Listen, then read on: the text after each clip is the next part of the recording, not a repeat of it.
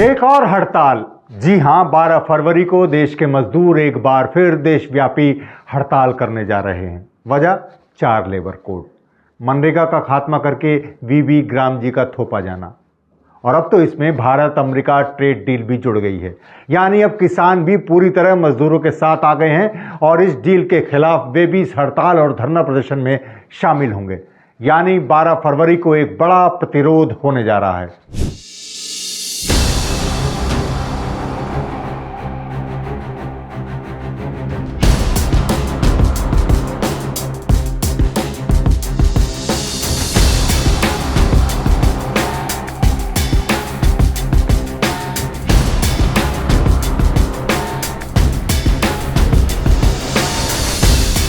नमस्कार, सलाम, बेबाक भाषा में आपका स्वागत है। मैं हूं मुकुल सरल।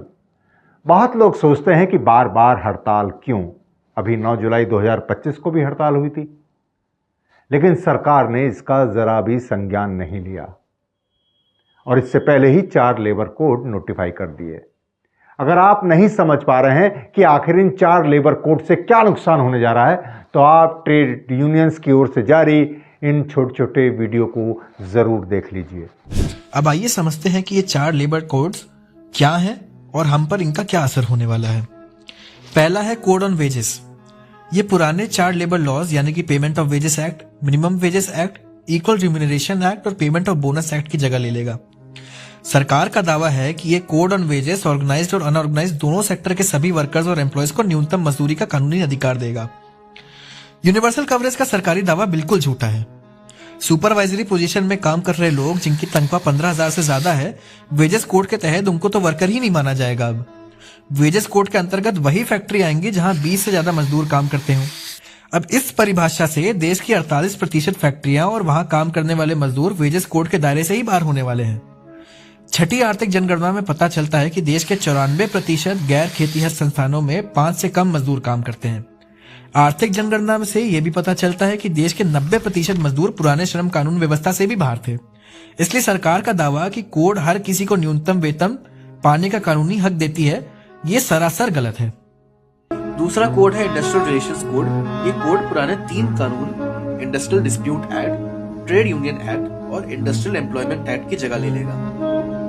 जहां एक और ये कानून छटनी को आसान बनाता है, फिक्स टर्म एम्प्लॉयमेंट को कानूनी जामा पहनाता है, वहीं दूसरी ओर मजदूरों के यूनियन बनाने के अधिकार को कमजोर और हड़ताल के अधिकार को तो लगभग खत्म ही कर देता है। पहले अगर किसी फैक्ट्री में 100 या उससे अधिक मजदूर काम करते थे तो छटनी या तालाबंदी के लिए सरकार की मंजूरी लेनी होती थी। इंडस्ट्रियल रिलेशंस कोड में इस सीमा को 100 से भी बढ़ाकर 300 कर दिया गया है। कोड के हिसाब से सरकार इस सीमा को नोटिफिकेशन जारी करके और भी बढ़ा सकती है। इससे अधिकतर मजदूरों के रोजगार की सुरक्षा खत्म हो जाएगी। मालिक जब चाहे हमें नौकरी पर रख सकेंगे और जब चाहे नौकरी से निकाल देंगे।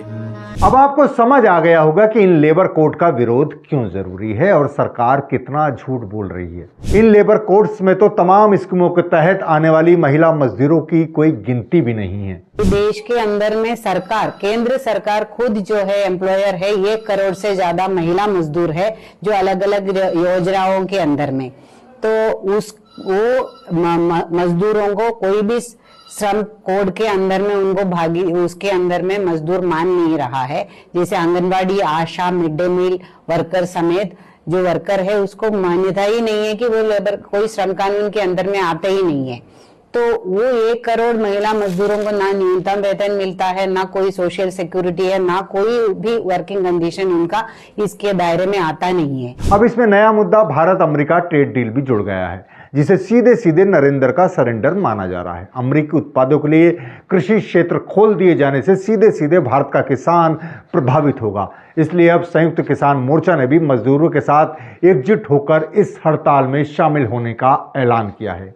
12 फरवरी को मजदूरों के अधिकार के लिए, गरीबों के रोजगार गारंटी के लिए और पूरे देश की आर्थिक संप्रभुता, आर्थिक स्वायत्तता और खासतौर पर देश के किसान के हित के लिए हम सबको चाहिए कि मोदी सरकार के खिलाफ एक बहुत बड़ा राष्ट्रीय प्रतिवाद हम आयोजित करें। पूरे देश के मजदूर, किसान, छात्र, नौजवान, आम हिंदुस्तान के नागरिक, ये सबका एक साझा बहुत बड़ा राष्ट्रीय प्रतिवाद बन जाए। तमाम ट्रेड यूनियनों ने प्रेस क्लब ऑफ इंडिया में प्रेस कॉन्फ्रेंस करके अपनी मांगे दोहराई।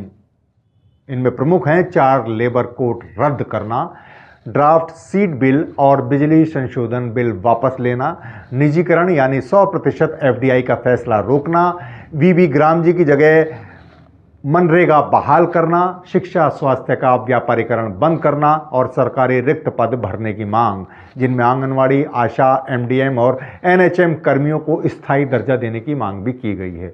इसी के साथ महंगाई का मुद्दा जुड़ गया है, बेरोजगारी का मुद्दा जुड़ गया है और वामपंथी दलों और छात्र संगठनों ने भी इस हड़ताल के समर्थन का ऐलान किया है। अब देखना है कि क्या सरकार इस हड़ताल पर कोई संज्ञान लेती है और मजदूरों, किसानों पर ध्यान देती है। ये देखना होगा। शुक्रिया। हम मेहनत करने वाले सब एक है, हम मेहनत करने वाले सब एक है, हर जुल्म से लड़ने वाले सब एक है, हर जुल्म से लड़ने वाले सब एक है। दुनिया में हम हैं हिंदुस्तान में, हम रूस में है, चीन में, जापान में, हम अफ्रीका में, हम हैं इंग्लिश